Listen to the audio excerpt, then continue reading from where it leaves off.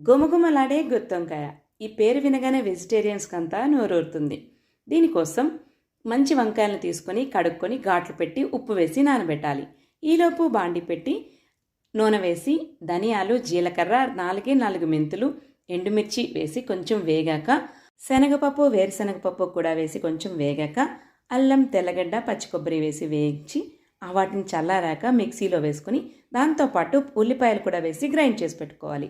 ఈలోపు టమోటాలు ముక్కలు చేసి కరివేపాకు కూడా తీసుకోండి. ఇప్పుడు అదే బాండీలో కొంచెం ఆయిల్ వేసి చెక్క, లవంగం, బిర్యానీ ఆకు వేసి ఈ టమోటాలు, కరివేపాకు వేసి వేయించండి. తర్వాత ఈ ఘాట్లు పెట్టుకున్న వంకాయలకు ఈ గ్రైండ్ చేసుకున్న మసాలా అంతా కూర్చి వంకాయలన్నీ ఒక్కొక్కటిగా వేసి వాటర్ వేయకుండా కలుపుతూ హై ఫ్లేమ్లో పెట్టి ఉడికించండి.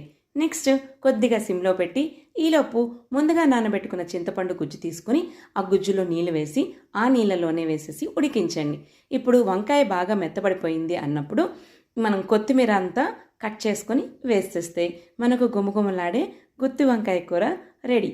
ఇంకెందుకు లేటు, ఈ స్టైల్లో ట్రై చేసేయండి.